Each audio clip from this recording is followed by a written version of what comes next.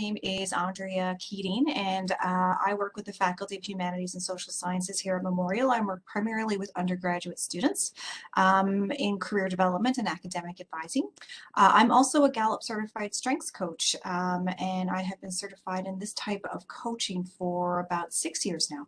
And so what that means is I work with individuals and I work with groups to offer them I guess teach them ways on how to articulate, really be clear about, but also apply their strengths to their goals, to their tasks, to their everyday interactions, to really enhance their growth, enhance their professional development, and to really bring a lot of more energy and clarity to the work that they do. The tools that I use to facilitate this are typically the Clifton Strengths Assessment, along with workshops, presentations, and coaching. So I'm aware today that the people attending have not done the Clifton Strengths Assessment. That's totally fine. You don't need to have completed that in order to get something out of this presentation. But today we're just going to look a little bit about what some strengths are from that perspective and how you can recognize them and start applying them. Before we begin, one ask I have of you is just have a pen or pencil and some paper handy. We're going to do an activity about midway through the session. Nothing formal, nothing you'll have to submit or to show, but just to kind of illustrate a point that I want to make about strengths and its impact on success. So we'll go ahead and we'll get started. I can't see you when I have my screen shared. I know most of you have your cameras off. That's fine. If you do happen to have a question or a comment, feel free to unmute yourself and just interrupt me, or you can pop it in the chat. I'll try to keep an eye on the chat. I've got that open here with me as well.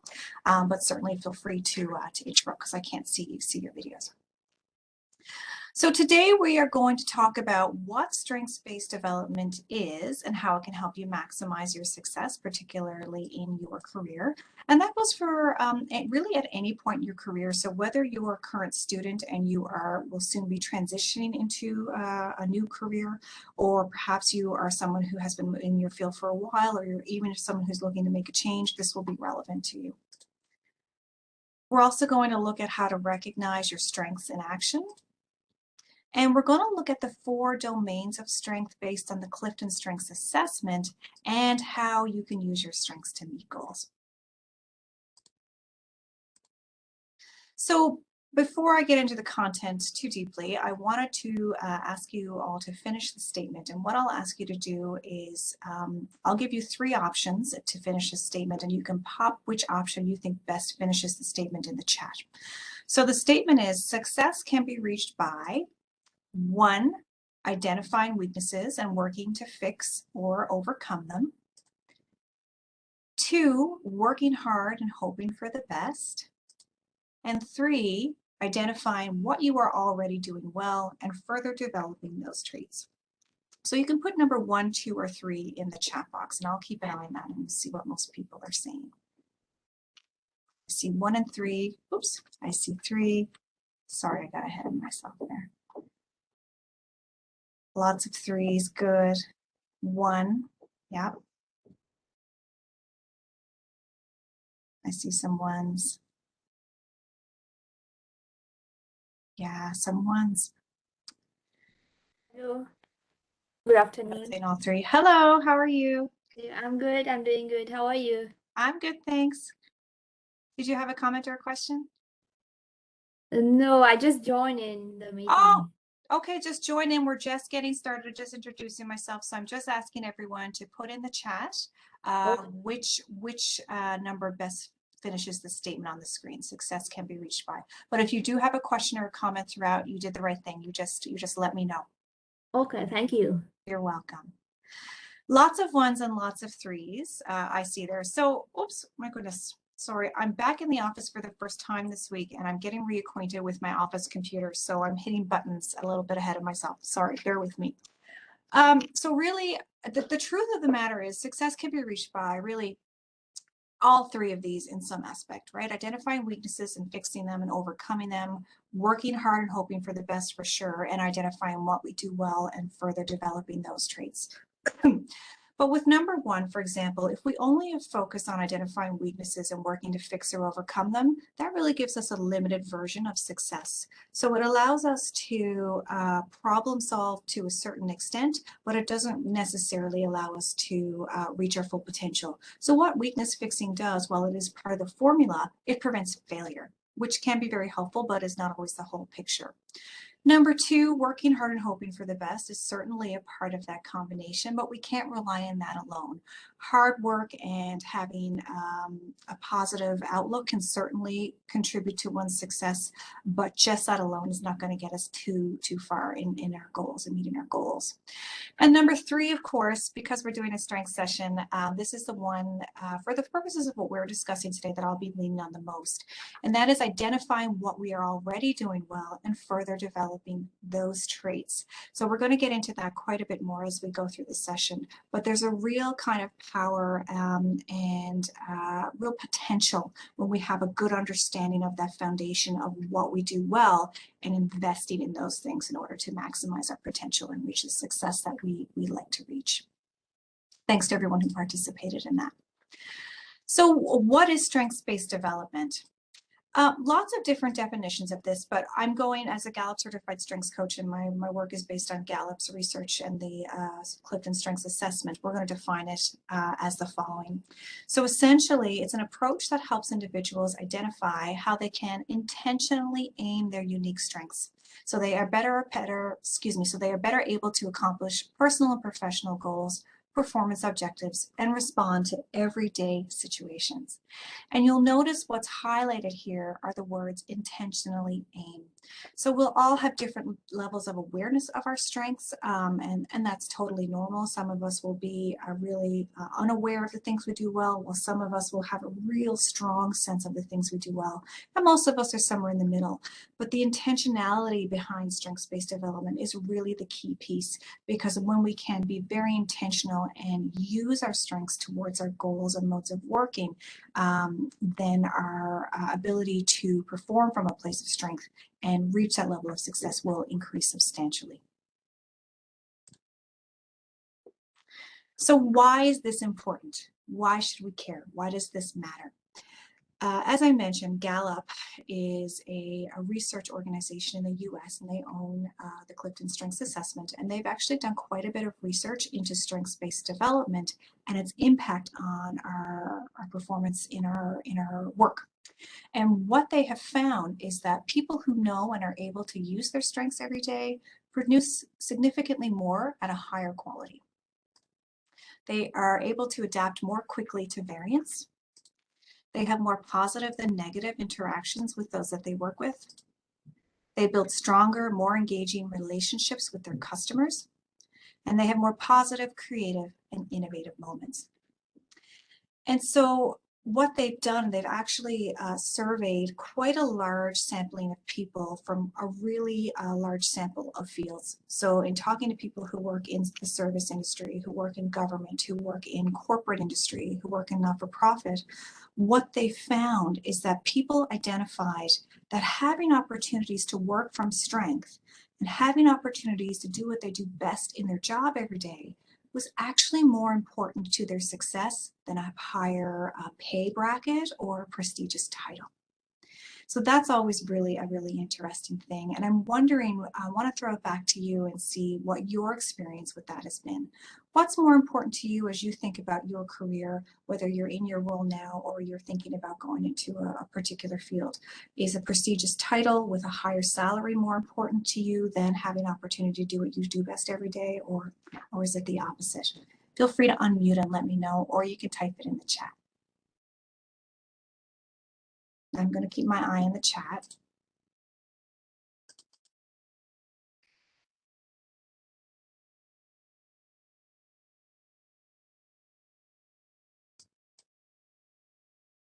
Any comments about that? Is anyone surprised by that? That having an opportunity to work from strength every day is more important to success than a high pay or prestigious title?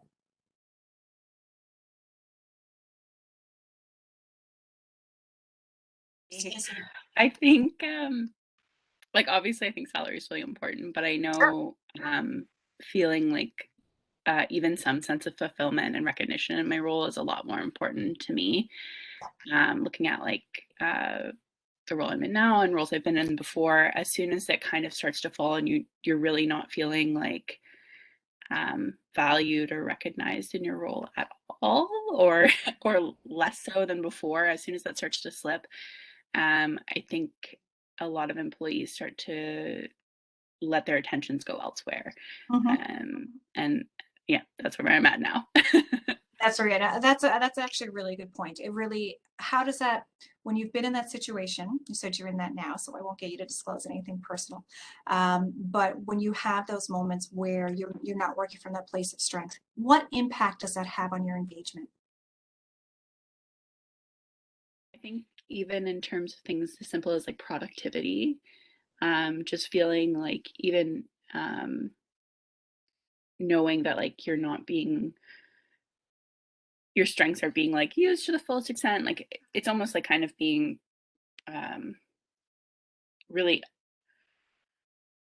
I don't really know how to describe it the best way, but like kind of not feeling engaged in your work for Yep, me is a huge it's just a huge like uh kind of end point to a job. It's like, okay, I'm not feeling engaged. I've applied to opportunities for growth and maybe not gotten them, or like not even in terms of like the salary and well, I mean the salary is important. I wouldn't take yep, those opportunities without the salary, but of course. not having that recognition and opportunity to do something and advance myself Yeah, in my current company or role, yeah, and then I end up in a spot where I'm like I'm kind of checked out, and that's where I'm at now. Like even if I was doing a great job before, they're really not getting the best work out of me now.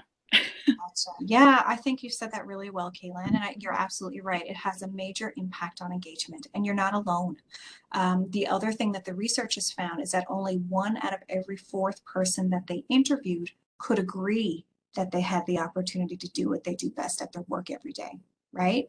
And so, if only one out of every, one out of every fourth person could say that, you can imagine how many of us are often going around in job that we're just feeling that disengagement with, right? And then consequently, that has a real impact on our production, and what we bring to that role and what that role gets back to us, right? So it's really give and take. I think, yeah, you're absolutely right. I see another comment in the chat, someone saying they definitely have the ability to continue what they do best. And of course, Caitlin, I think you brought up as well, right? That doesn't mean salary is not important. Of course it is important. But it's just really about illustrating that fact that day to day, we spend so much of our lives and our time at work with the people we work with, really, whether that's client facing or team facing or leadership. It's a really big part of our everyday experience. And when we are kind of misaligned in not working from a place of strength, that can have a really big impact on how we feel about the job. And then, of course, our career is not separate from our the other parts of our life, right? It's all connected. So that kind of overall picture of well-being gets impacted as well. Thank you for sharing that. That's really Just helpful. a quick question, if you don't Go for it. mind. Of course.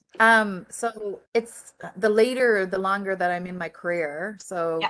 when I first started in my 20s compared to where I am now in my 40s, Yep. I've had a lot of fulfillment for sure. But with the Good. cost of living going up and being at a fulfilling job, but not having the salary to back it up, I see some of the comments about not worrying about pay but at some point, pay, we work to make money, right? We do. We So it's 100% too. I didn't see those comments. A little bit of we want to feel yeah.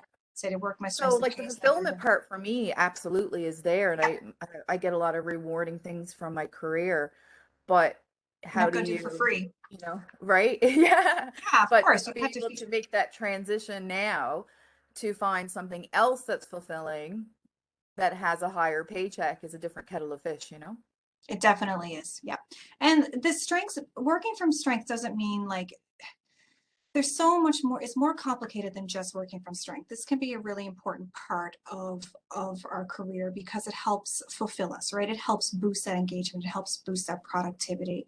But that doesn't mean we have to ignore other values in our career exploration and our career trajectory, right? Salary, of course, you have to be really clear on what your bottom line is, what the range that you want to be in is, and we'll all have different kind of levels of value on that. And it, again, depending on the stage of life, right? When I was in my 20s, as compared to now, as you were saying, Krista, right? Like that, those things are going to shift just as your life shifts. You have other responsibilities come up into your life, and it's always going to be fluid. So strengths can be certainly a core part of it, but they're not everything. I think that's a really good point.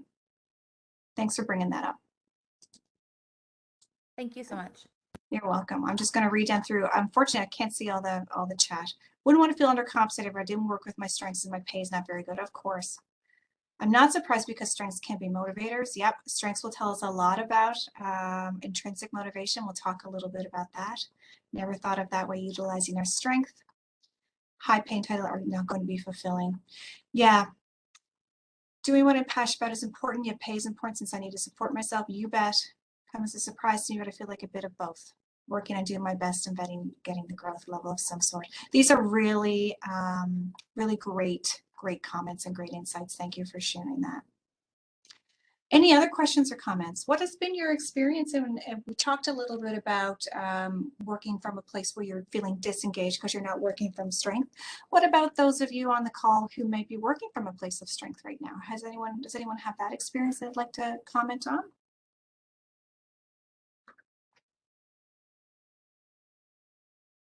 Yes, Andrea. Hi. Hi.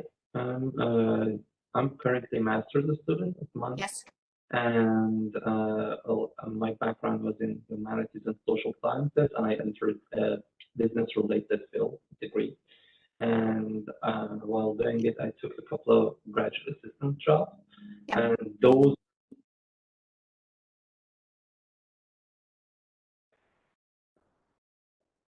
Oh, I can't hear.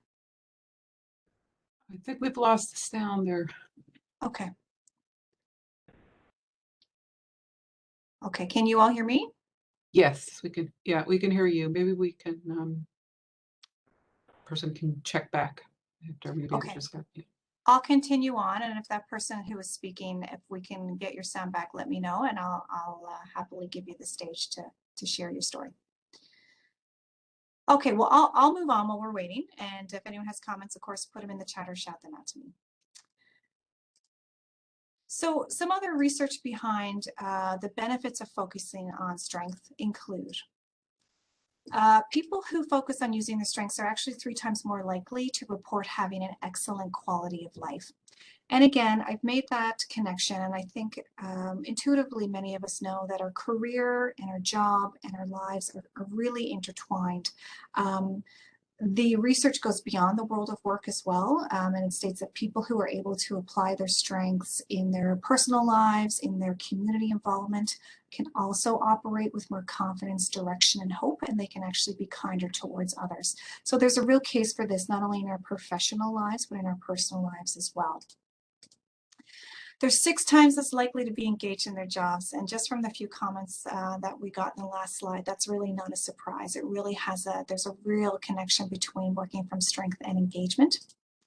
And they have 7.8% greater productivity. So there's a boost in productivity when we can work from strength as well.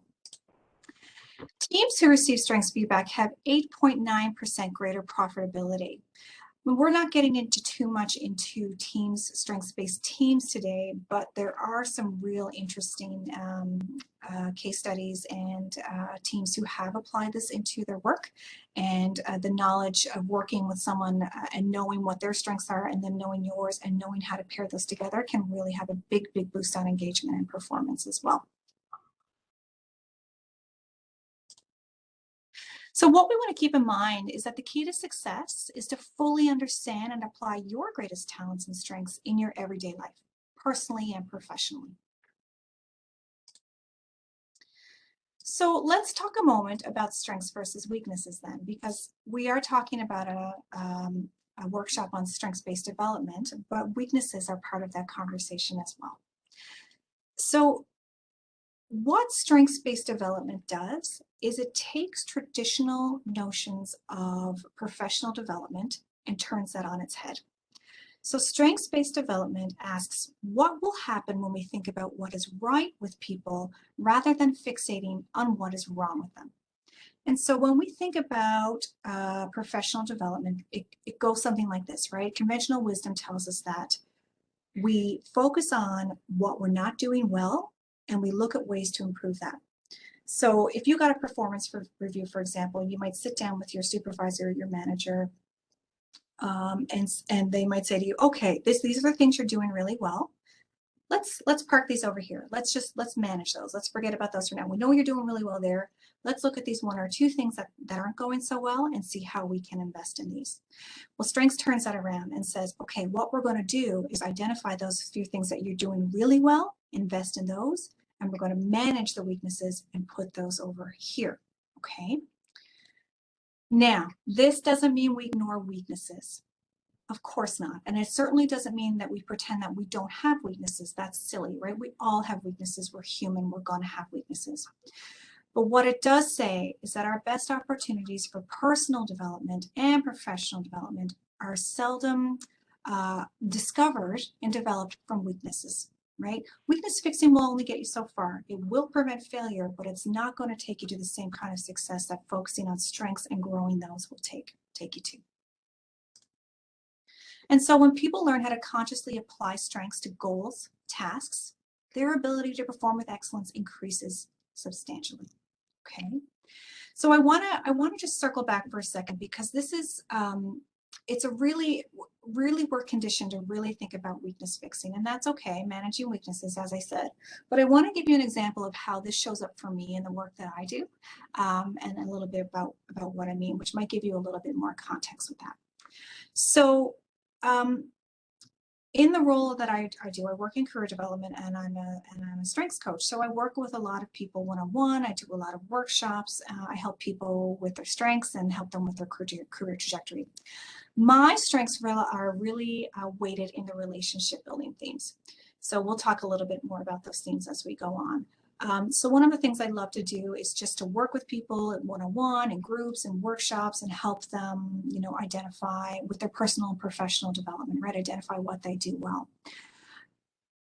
This is an area in my professional life and my personal life that I've invested in, right? I seek out additional training. I try to hone this craft as much as I can. I do research on it. I really want to inform myself around this type of work, and it really helps me build my career in those aspects.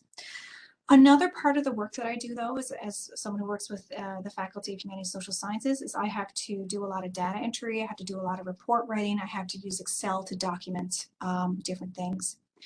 This is not where my strengths lie, right? I don't like working with numbers very much. The kind of the detailed and the time-consuming process of putting things into an Excel document, I find it really draining, and it takes me a long time. But at the end of the day, I can't go to my boss when they ask me for my report and say, well, you know what, it's not my strength, so I didn't do it, right? It's a weakness of mine, we're just going to ignore that, right? No, of course not, right? We're all going to have those aspects in our job that we have to do. So what I have to do is put in a process to manage those weaknesses. So when I know I have these certain duties coming up, I set aside more time, right? I know I have getting close to report time. There's certain times in the year where I have to produce this information. So I set aside time in my schedule to do it, because it's going to take me longer to get it done. The other thing I'll do with that is I will partner.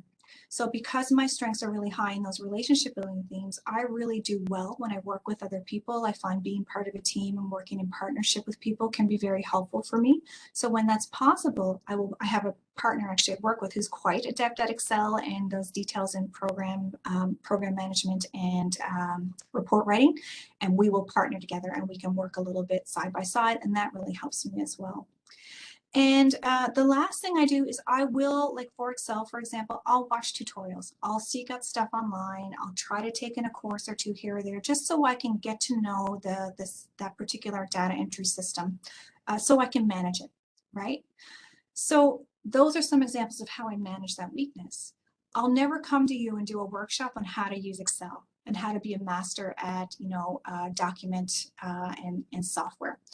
Documentation and certain software options, whatever they may be, right? But I'll manage that because it's part of my job and I have to do it. Where I invest most of my time, though, is really in those areas, those relationship building themes, and feeding those those strengths of mine so I can be really good at the work that I do. Okay, does that make sense? Is there any questions or comments about that, strengths versus weakness? I see a thumbs up in the corner.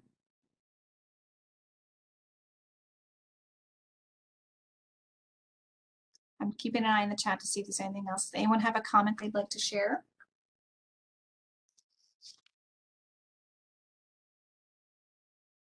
Whenever I tell my Excel story, people get really defensive about Excel. Excel is a wonderful tool, and I just use it because I struggle with it a little bit. But to give you an example of what I mean. Okay, we'll move on. Okay, so let's do a little exercise on strengths and its impact on performance and engagement. So remember at the top of the session, I asked you to grab a pen and a paper. If you have it there, what I want you to do is to put a line down the middle of that paper.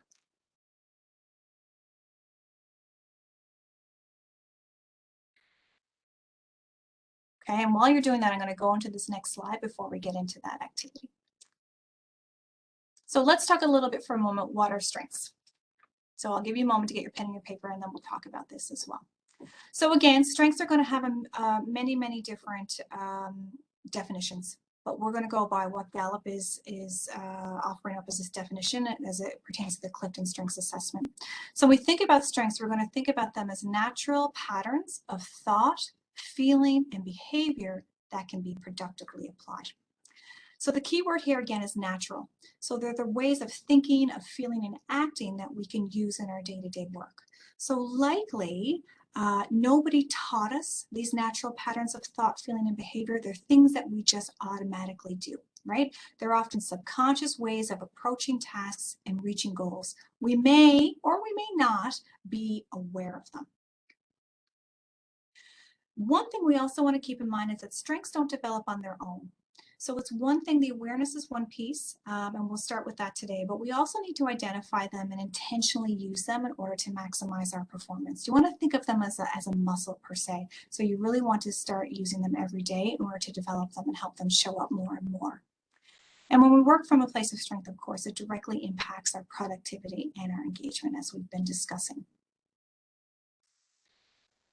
Okay, so now, does everybody have the pen and the paper? Give me a thumbs up if you have it there.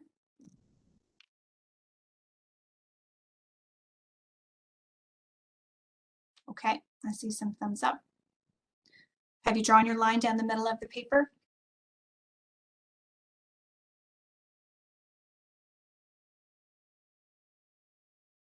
Okay. What I want you to do, I'm going to give you a phrase and I want you to print the following phrase 3 times, okay? And when you're done printing that phrase, we'll do it as a little race. I want you to give me a thumbs up, okay? You can give me the thumbs up icon when you get it done, but don't start until I say go, okay? So here's the phrase. I use my strengths every day. And when I say go, I want you to write this phrase 3 times on one side of your paper.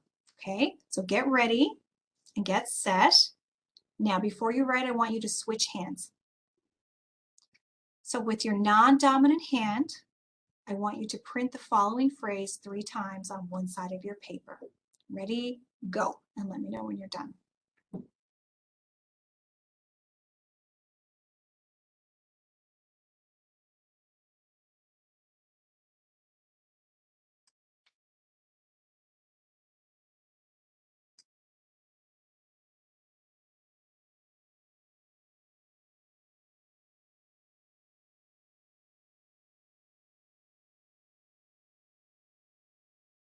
Ken, while I see your question there, and when we're done this exercise, I'll address that.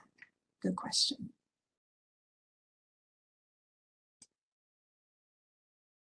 I'm going to make the chat a bit bigger so I can see when you're done. Okay, I see some thumbs up coming.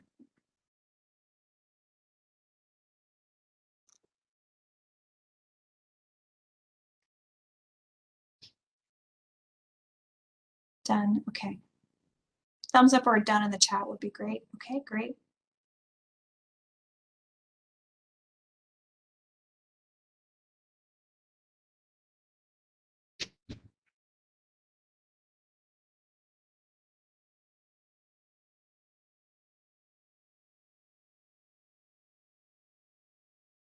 Okay.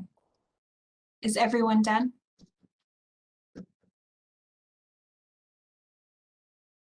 Okay. Now, if you're all done, on the other side of your paper, with your dominant hand, I want you to print that phrase 3 times and let me know when you're done.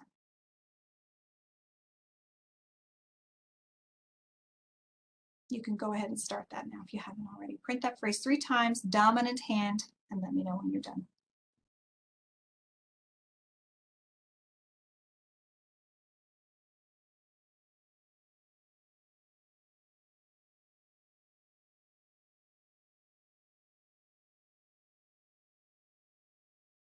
Done? Okay. Okay, I see some thumbs.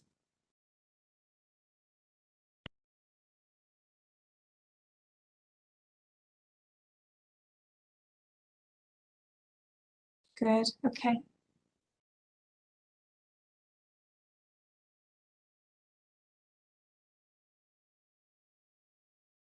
Everybody done?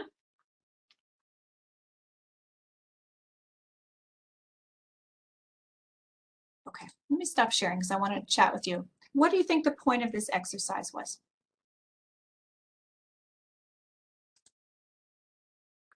To see how we adapt when we have to use our non-dominant hand. Yeah, okay, good. How did you To see adapt? how Go ahead.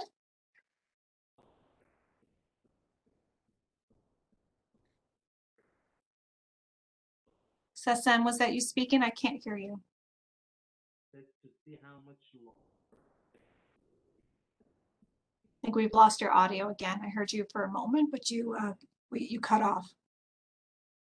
what's wrong with Well, let's talk about the first round. Let me throw that out to you. How did the first round feel, writing that phrase 3 times with your non-dominant hand?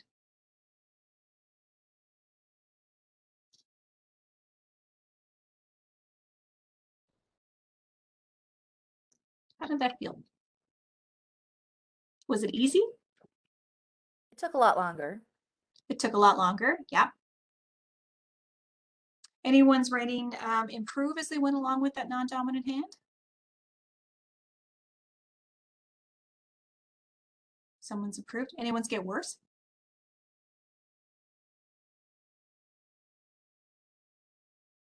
Caitlin says unnecessarily challenging, like I'm back in kindergarten. I forget. Way worse. Okay, Caitlin's got way worse. It looks really bad. Yeah, okay. Faster move. Yeah, Sherry, you got it. Well, so that's a good segue, Sherry. Tell me about compared to the dominant hand.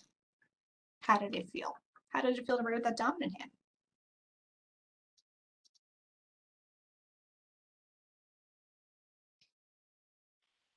Hanway says we don't enjoy working with our weaknesses. Yep. Ryan liked the challenge. Good. You like the challenge? It's a struggle. Yeah. The first was easy and comfortable. So Sadie says, with the non-dominant hand, it was a conscious effort not to make letters backwards. Haha. Yeah, for sure. Andrea, Yeah. for the psychology majors out there, writing with non-dominant hand actually taps into your inner child. So it's a therapy, a mode of therapy to tap into childhood trauma. So it's interesting that you use it as a strengths-based exercise. So if anyone is interested in having a conversation with their inner child, you put your writing utensil in your dominant hand, ask questions, and then your non-dominant hand has a writing utensil, and it can be one of those big fat pencils that we used in kindergarten, or a fat crayon, or a fat felt, whatever. And then there's a discussion that takes place. So I'm not sure if you're aware of that aspect. I'm not aware of that. That's really interesting. Thanks for sharing that, Mel. That's fascinating. Thank you. That's so cool. Well, tell me how this connects. So yeah, so you guys, you've got it, right? So we think about strengths-based development. You remember I defined strengths as those natural patterns of thought, feeling, and behavior, right? They come naturally. They're unconscious. We don't think about them. So when we're writing with our dominant hand, it's very natural, right? And I can pull some words from the chat right now. Easy, comfortable, familiar, right? It was quick. When we compare that to the non-dominant hand, right, that's something that's not as natural, that comes to us, doesn't come to us naturally. it's a struggle. We felt like we were in kindergarten again, right? It could be quite frustrating. So if we think of this as a metaphor for working from strength, right? Natural ability from that dominant hand to working from an area that we're not strong in, or working from an area of weakness, that non-dominant hand, you can imagine what it's like when you're in a field or a career, when you're working with that non-dominant hand, right? It's frustrating. It takes longer. It's like me using the Excel documents. Whereas we're working from that place of natural ability, it's easy. You don't have to think about it. You often automatically know the steps to take. So that's kind of what the difference is, right? When we're working from strengths and working from weaknesses. Does that make sense? You're a very interactive group. I love it. Good. Okay, I'll bring my screen back up again. That's really cool, Mel. Thanks for sharing that. Okay, let me share one more time. We'll go back up and we'll talk about how you know when you're working from strength.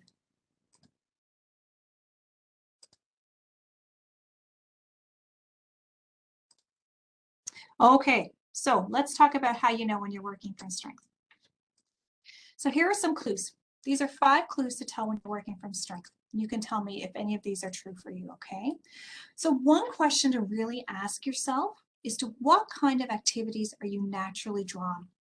What activities are the ones that give you energy versus what activities are the ones that are really frustrating or that they drain you? That's a really big clue to look for when you're trying to determine whether or not you're working from strength. Think of your strengths like batteries, right? When you're charging them, you're going to feel energized. When you're doing those activities, like when you're working from that non-dominant hand, it's going to be frustrating and draining for you. So when you finish something, that's a really great question to ask yourself. You know, how do you feel? Are you drained or are you energized by the work that you just did? For me, for example, I'm really fueled and energized by working with people, and really drained by working with numbers and things. So that's a real good indication. That lines up quite well with some of my strengths. Another question to ask is, what kind of activities do you seem to pick up quickly? What kind of activities take you longer to master even when you know all the steps? So this is kind of an indication of rapid learning.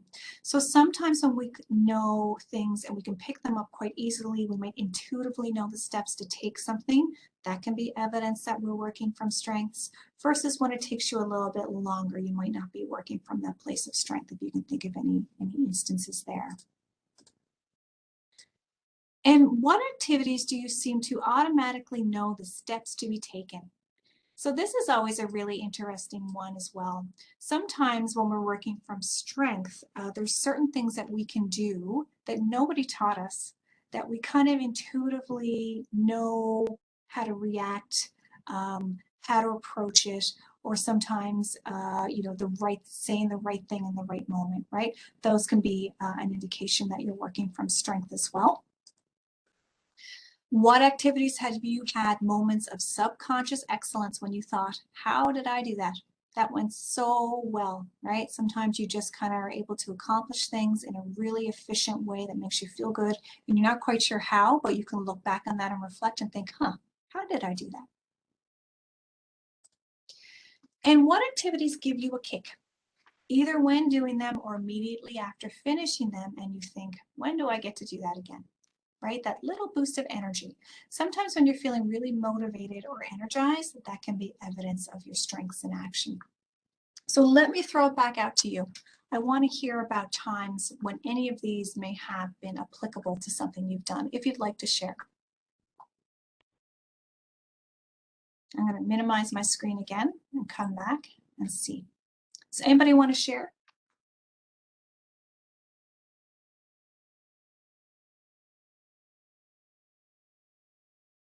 Sure, I'll share. Great. I've been, it ties kind of into tomorrow's session a little bit, but I've been like really into the side hustle thing, and I think it definitely underlined the issues I was having with my current actual full-time role. But I was doing things like just you know, as simple as like selling clothes and like that sort of thing, and I noticed that I like really enjoyed the like creative descriptions and like the networking part and all those things that I'm not really getting to do in my role, like interact with just like new people who are, you know, in a casual kind of like fun way. And even things like the creative part of maybe like doing a little doodle on a card or a thank you card or something like that, and feeling like so much more excited about that than my day job. Yeah, yeah. So there's certain things there that are really motivating you, right? And really giving you energy. Yeah, definitely. Okay, so that's something to really tune into and to really start recognizing that even if you started just jotting it down, I mean, you can journal if you want, if that's something that would work for you, but it doesn't even have to be that formal, but even just kind of stopping and taking, just taking note of when when you feel that way will be really, really important to you. And sometimes when you compare to the things that have that opposite effect on you, that can give you a lot of clarity as well. Yeah, definitely. It's been easy to like, well, it's nice when things that are work don't necessarily feel like such a chore again. It's like, oh, this is exciting, and kind of gets me energized about something. And it definitely has been like, yeah, giving me a Yeah, lot of clarity for sure. I'm glad. Yeah, and it boosts engagement, right? Which is also really important. Mhm. Yeah, awesome. Thanks for sharing. I'm reading some of the comments in the chat. So, okay, Mel, I want to make sure I'm getting everybody. Okay, Lucia put up a book about the non-dominant hand, or Mel put that up. Okay, that's great. And Mel says, anytime I'm planning a project, I'm in the flow and it comes easily. Yep, that's a great evidence of you working from strengths of project planning. So what aspects of project planning I would put back to you, like what is it about that you really get into flow with? Sita says, I wrote an article recently for the student newspaper, which definitely made me feel satisfied. Excellent. And then Conway says, giving a unique perspective or ideas that may not be mainstream, but people tend to notice. Okay, you like sharing those things. This is really great. So really intentionality is going to be key, really tapping into when those feelings are coming up for you, and trying to apply them and seeing very specifically what it is about those situations that make you feel motivated, that make you feel energized, and how you can use them going forward. That's really great. Okay, I'm going to come back and share my screen again. Bear with me. Excellent. So let's talk for a moment about the 4 domains of strength. And again, this is based on the Clifton Strengths themes and the research that has been done by Gallup. So it is in no way a universal representation of all the strengths in the world, but based on the context of the strengths that we're talking about, this can be a helpful guide. So you can do the Clifton Strengths Assessment. It's for purchase online. Sometimes you can get this assessment through the Career Development Center when they offer training in this within some of their programs, and that will be for current students only. Other than that, if you are an alumni or someone who's not a Memorial student and you just want to purchase it, you can go to gallup.com and you can purchase a top 5 assessment. I think they're $30 or something like that Canadian. So there's 4 domains of strength, okay? And so these are rooted in the research question, how do the best leaders lead? So Gallup studied again, it started in leadership, and they looked at what some of the traits were for people in leadership positions that help them make decisions and set goals. And they came up with these 4 domains. So there's executing, and there's 34 strengths in total, I should say, and they're all grouped under each of the domains. And so people with executing themes, as it says, they tend to know how to make things happen. So another way to say that is that people who have a lot of executing themes are at their best when they're doing. So sometimes they may want to take action without thinking too much. That might be, and this is very general speaking, right? Everyone's going to be different, but that's really something to keep in mind. Like you're feeling that energy, you're feeling that motivation when you're in action, okay? Influencing themes is the orange one here, the second one. Again, saying that they know how to take charge, speak up, make sure that the team is heard. So people with the influencing themes, again, they tend to be at their best when they are, they actually always have an awareness of an external audience.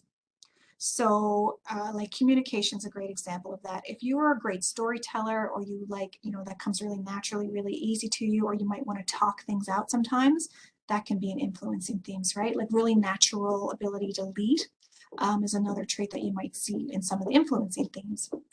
The relationship building is pretty self-explanatory with that one. The title pertains pretty well to what you might think it would be. This is where my top 5 themes are pretty high, and they tend to be at their best with the messiness of people.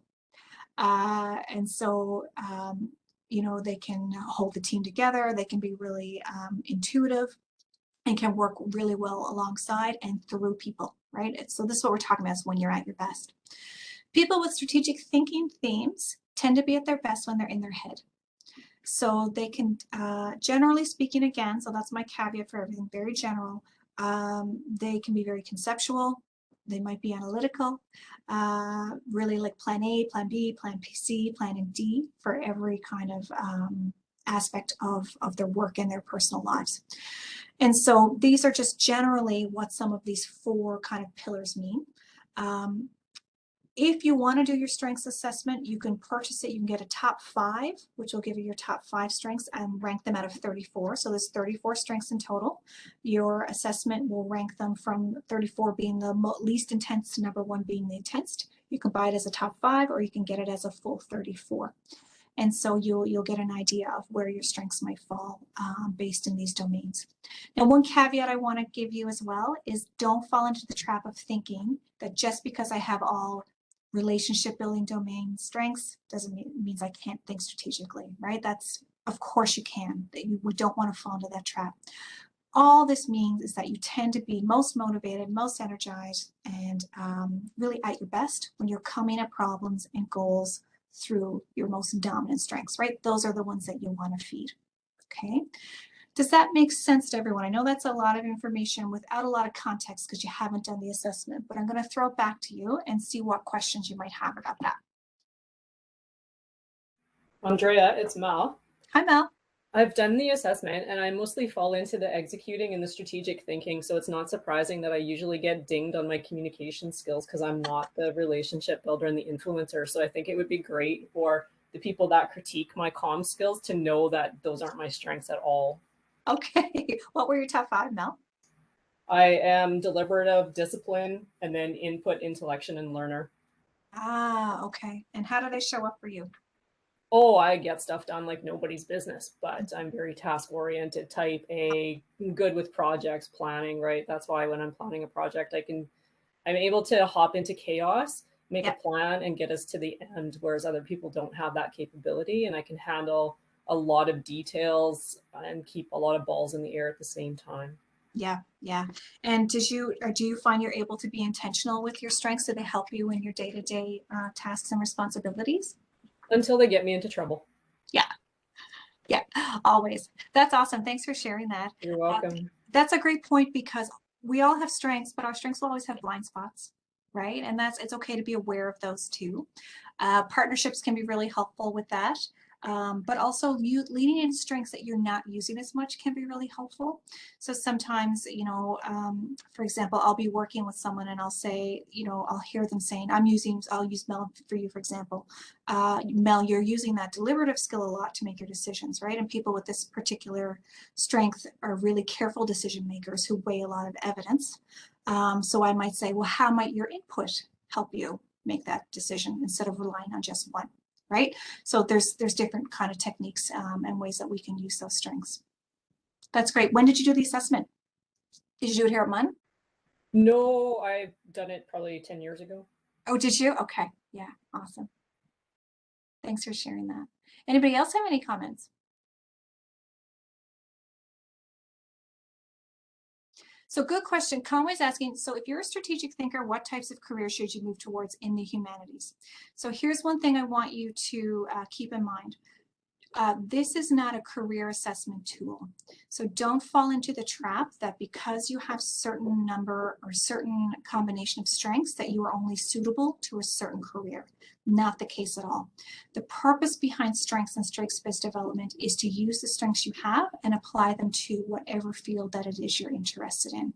There's certainly correlation between what we gravitate to and what our strengths are, but it's not a direct link by any means. And don't think that you need to have a certain set of strengths in order to be in a certain field, right? For example, I'm a great example. I work in career development and I'm a certified strengths coach. my strengths are going to be very different than, say, Julie's strengths, who's also works in career development, to all my other colleagues at Memorial who work in career development, to the other strengths coaches around the country and around the world, right? We'll all come at it with a different set of strengths, and that doesn't make one any better than the other. We just really are just really intentional about how we're using those to get the work done.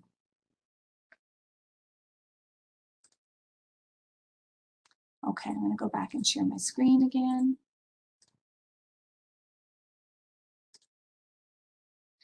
So let's talk for a moment.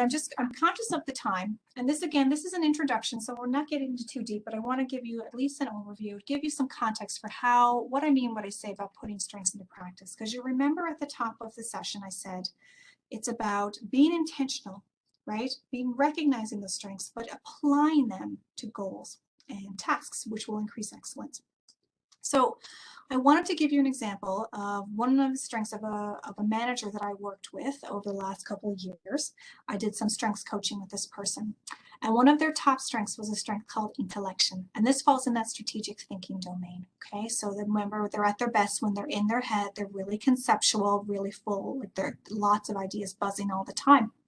And so I highlighted a few key things for us to just keep in mind. So intellection characteristically means you like to think, you like mental activity, it may be focused, you may be trying to solve a problem or understand a person's feelings. It doesn't dictate what you're thinking about, but just describes that you like to think. You are introspective. In a sense, you are your best own companion as you pose yourself questions and try to answer on yourself to see how they sound. So this particular manager came to me, and this is one of their top 5 strengths. And the problem that they were running into was they were very busy, right? They managed a relatively large team, and they had a director they reported to who was giving them a lot of new projects and tasks to kind of lead, which is to be expected in that role. And so there was this one particular new project that the director had come to the manager with intellection and asked them to really come up with some strategy and some ideas around this project. And so the manager was really excited about this. They put a lot of time into it, and they thought a lot about it.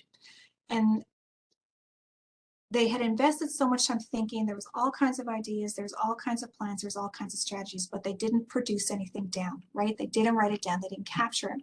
So when it came time to meet with that director to produce the results and talk about what the plan was going forward, it was all up here, right? It was all in their mind. So what we had to really do was find a way that this manager could feed their intellection strength, right? Because giving that time to think was really important to their success, but also produce results. So we put in a couple of processes just to kind of help that person along. So as you see, right, you like to think, you like mental activity. So the first thing we strategized on doing was setting aside time in that person's schedule every single week to think. That was a really important time for this person to feed that intellection strength, right? To set aside that time where they could formulate ideas and get their thoughts in some kind of order. The other thing we thought that would be helpful for them was for them to schedule 10 minutes before each meeting and 10 minutes after each meeting, again, to capture the thoughts and the reflection that had to happen every time they had a meeting, right? Because that was also an opportunity. They had some other strengths playing in there as well where they needed to talk out ideas. So having those times. So the first thing was to schedule time, like really simple thing to do, but really important to feeding this person's intellectual strength. The other thing that we worked on with this person was getting them to capture those ideas. So with this particular person, this intellection theme, really, they had a lot of great ideas always in the head. And excuse me, we talked about how to capture them. And of course, writing them down came to mind. But what the problem was, the person said, when they wrote down their ideas, it really interrupted that flow, right? The flow of creativity in the process. So what we ended up settling on was using voice memos. So this was a really great way in that scheduled time that they had every week and before and after meetings to get a voice memo app on their phone and to record those ideas. And then at a later time, they could transcribe those ideas into some kind of paper and be able to develop a project for them, some notes and some concrete, information to present to their director, right, when they met with them. So you can see how this is a really great example of how they were able to put a strategic thinking strength into action. It's really by putting in processes, strategies that feed those strengths, but they're going to work for you to help you meet your goals. And that boosted their engagement. It helped them be more productive And it also gave them those results that they needed in order to meet the goals of their work and demands. Does that make sense? Any questions or comments about that? I'll stop sharing my screen again. Very broad overview. I really wanted just to give you an introduction to what it is, how it might show up for you, and a little bit about the application. But I'm wondering if you have any questions or comments before we end the session.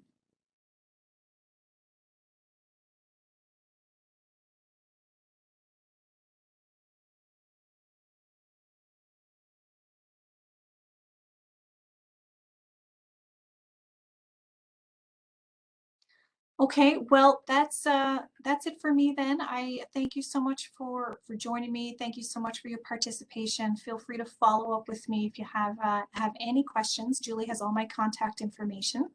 If anything comes up after the fact, any thoughts or anything, please feel free to reach out. Thanks so much, Andrea. I'm just as a last call, I am going to stop the recording now.